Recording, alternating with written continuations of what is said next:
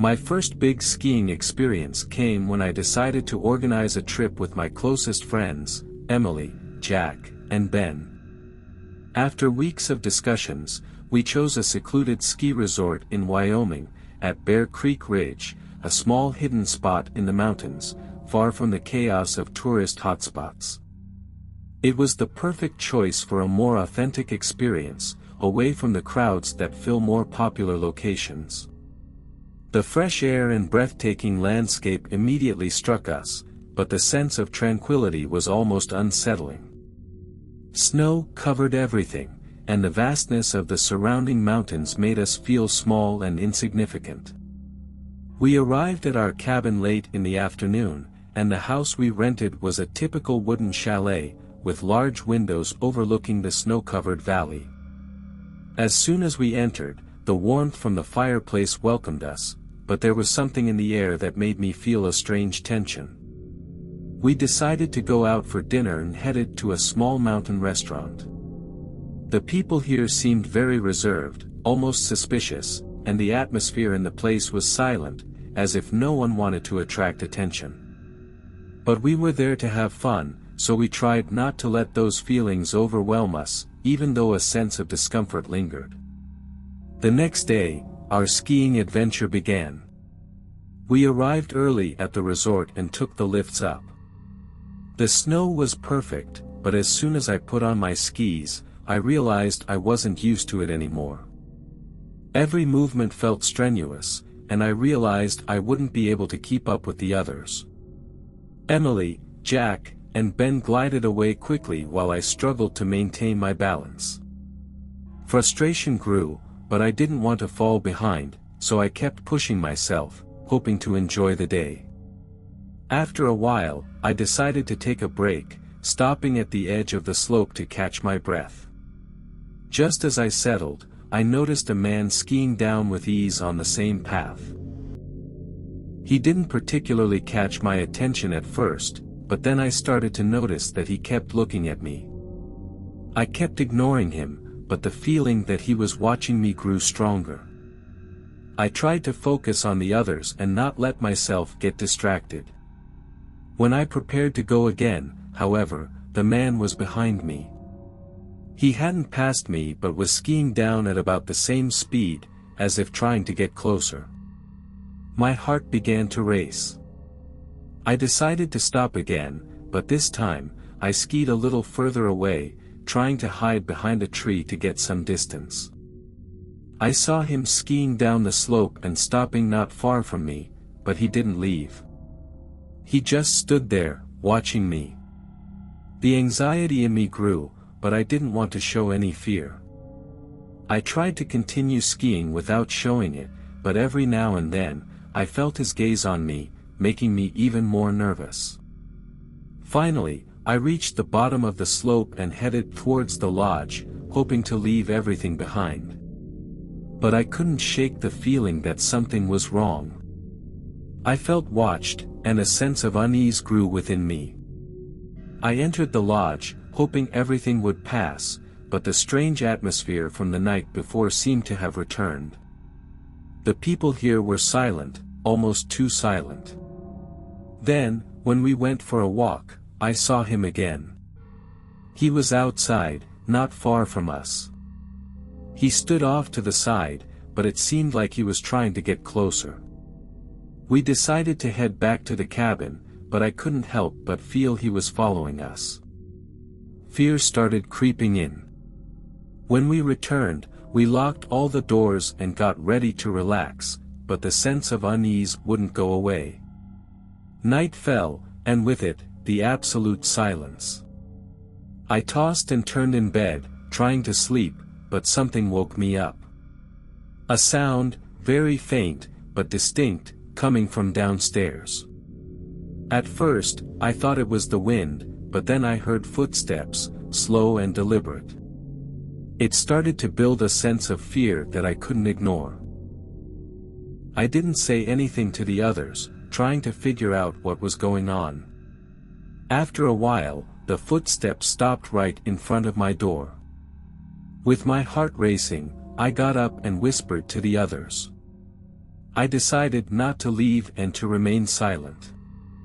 Then, I heard the door handle turn. My breath caught.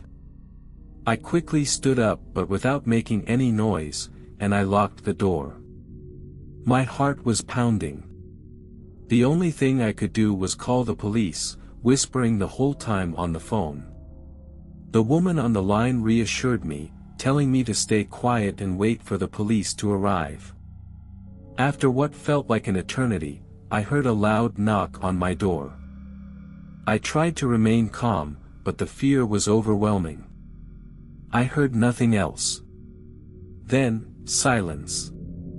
Finally, after a few minutes, the police arrived and checked the house.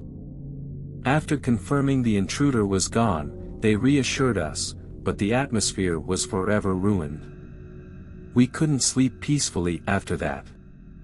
The next day, we left the cabin in a hurry, not wanting to stay another minute in that place. As we left, we looked at the mountains one last time, but a strange sense of uncertainty overtook us. Something strange had happened, and we would never be able to forget it.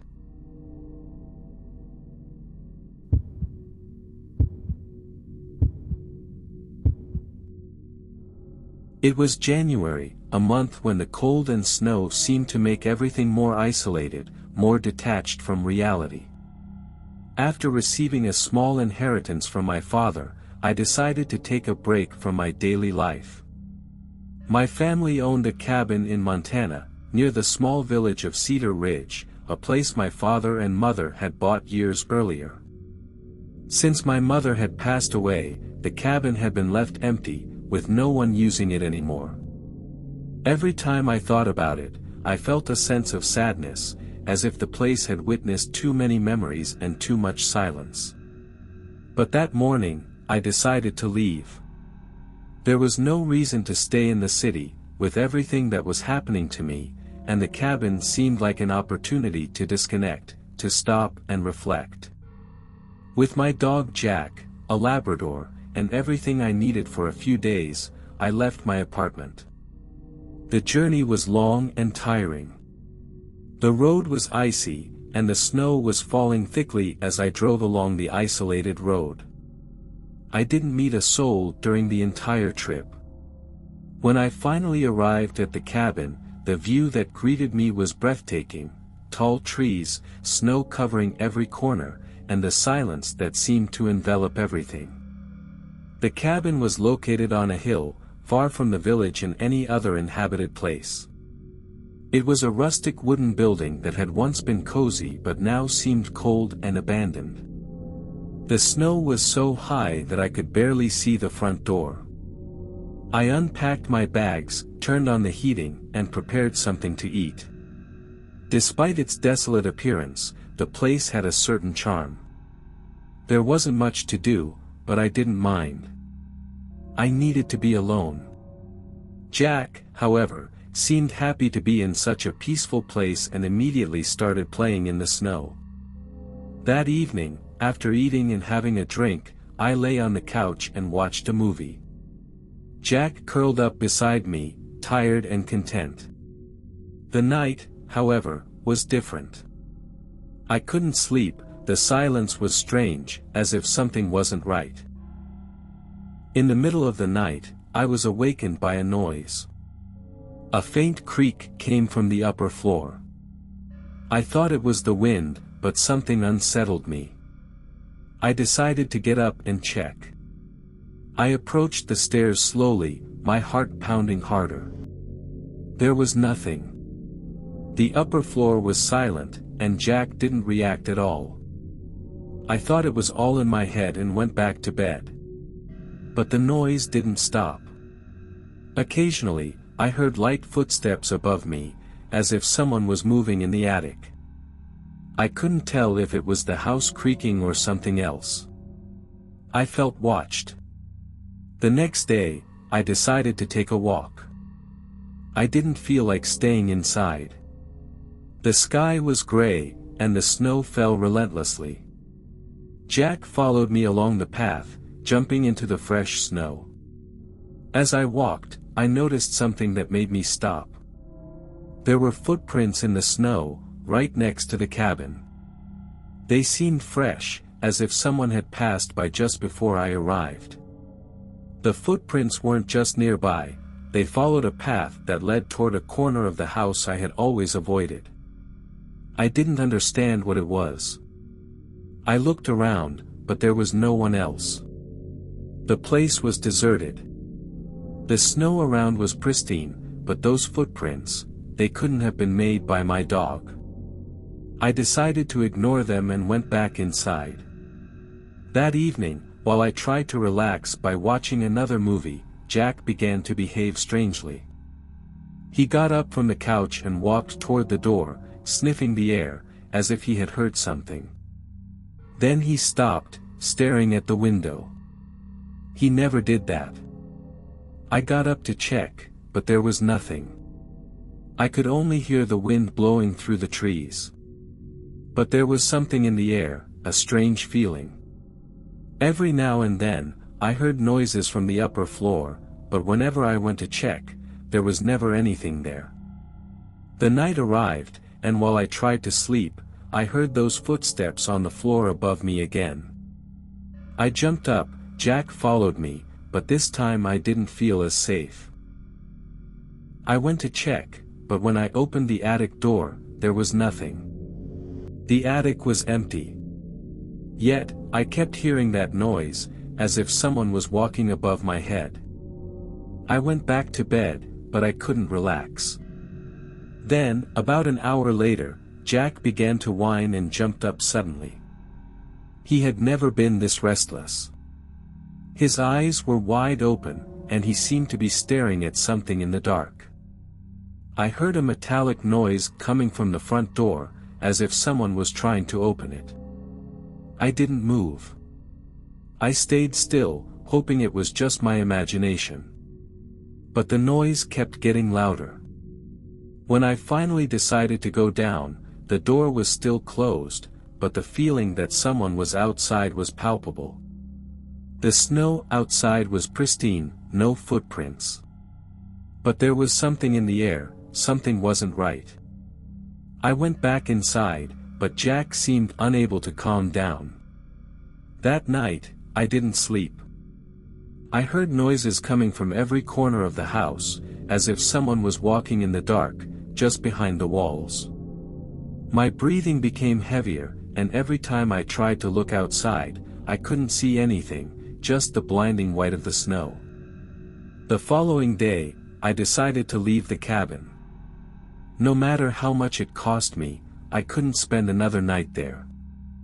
As I was packing my bags, I heard that noise again from the attic. And when I looked out the window, I saw a figure among the trees. It was tall, too tall, and it moved slowly, as if it was aware of my presence. There was no time to think, I had to leave. I grabbed the dog and, without looking back, ran to the van. I didn't stop until I was far from the cabin. Even now, months later, I can't explain what happened that night. Every time I see a cabin isolated in the mountains, the feeling of that fear returns. I don't know what that figure really was, or those noises, but I've never been able to forget them. And I don't think I'll ever go back.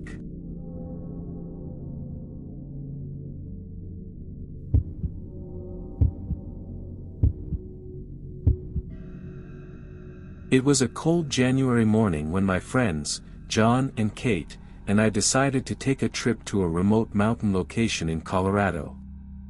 We had chosen a small cabin we found on a rental website, far from the usual tourist routes, where we could ski and snowboard in peace, without the crowds typical of the more famous resorts. The cabin was perched on a hill, surrounded by a dense forest of firs and pines, and there was no one else around. At least, that's what we thought. We arrived in the afternoon, as snow was falling lightly but steadily, covering everything in a cold, muffled white. The cabin was just as we had imagined, rustic and cozy, with dark wooden walls that smelled of pine and resin, and a large fireplace in the center of the living room, ready to keep us warm through the night. The air was so cold that our breath was visible every time we spoke. We weren't too concerned about the isolation of the place. In fact, that was exactly what we wanted: peace and quiet, a little corner of the world where no one would disturb us.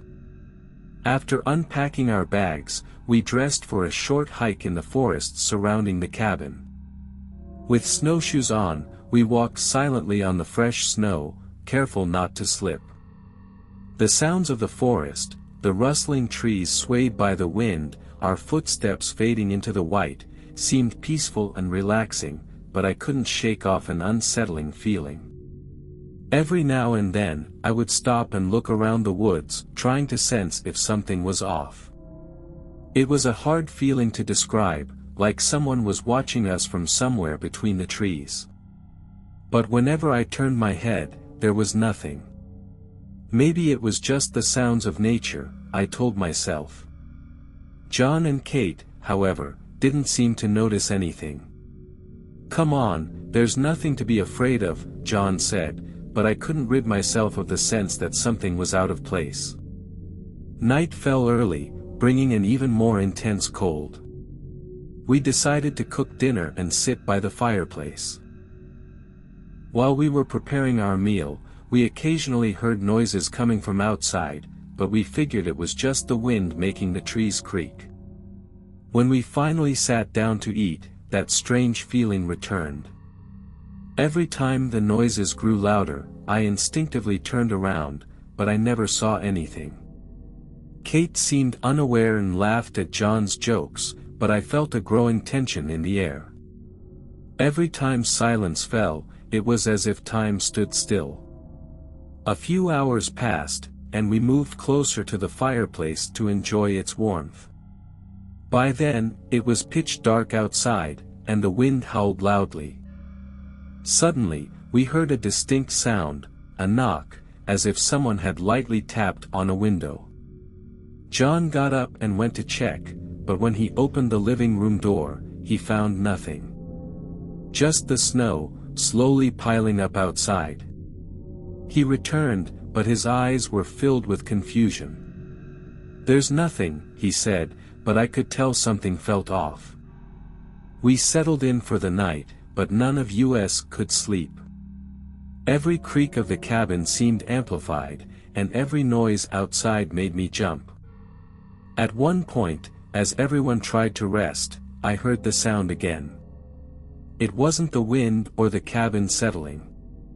Something, or someone, was walking outside. The footsteps were clear, leaving imprints in the fresh snow. They were light, almost stealthy, coming closer and closer to our bedroom window. John got up again, but when he looked outside, he saw nothing. "It's just nature's sounds," he said, trying to reassure us.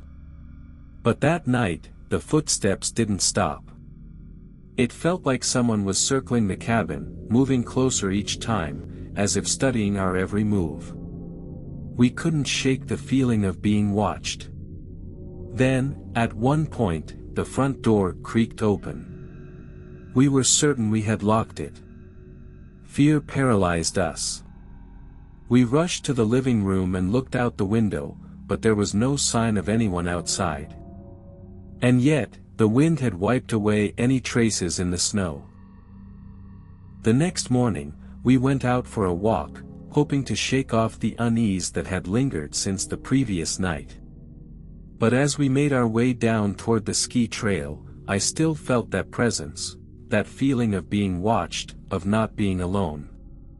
Every time I turned around, there was no one, yet the sensation of being followed wouldn't leave me. When we reached the base, we decided to return to the cabin, feeling more uneasy than ever. That evening, as darkness fell once again, we prepared to stay inside. But that night, the noises were louder. Every movement outside was accompanied by a rustling sound, something that seemed to come closer and closer. Then, at one point, we heard distinct footsteps in the snow, as if someone was walking right in front of our door. They were too clear to ignore. We grabbed our flashlights and decided to step outside, but as we examined the area around the cabin, the tracks in the snow were too fresh to dismiss. The footsteps didn't seem to come from the woods but from someone who had been circling our cabin, stopping, then moving again, like they were searching for something. John approached one of the trees where the tracks were most visible and, heart pounding, examined the ground more closely. Suddenly, he froze. I looked at him, confused, but he motioned for me to stay quiet. Then, we heard a noise behind us, heavy breathing, coming from behind a bush. We didn't see anyone, but we knew we were being watched, followed. Fear took hold of us, and in an instant, we found ourselves sprinting back to the cabin, not daring to look back. We decided to stay inside and not go out again, but the footsteps outside continued all night, stopping only at dawn. The door was locked, yet none of us could sleep. Our hearts pounded, terrified at every sound. When morning finally arrived, we went outside to check, but the tracks in the snow were everywhere. Circling the cabin, stopping in front of every window, as if someone had been watching us from the dark. We decided to leave earlier than planned, but as we packed, we noticed one last chilling detail, a small mark on the door, as if someone had tried to open it from the outside. But who had been there? And why were they following us? We hurriedly loaded the car and left, but the fear never left us. I don't know who that person was, or if there was more than one, but I do know that the solitude of that place hid something truly unsettling. And to this day, I can't forget that feeling of being watched in that cabin, so far from the rest of the world.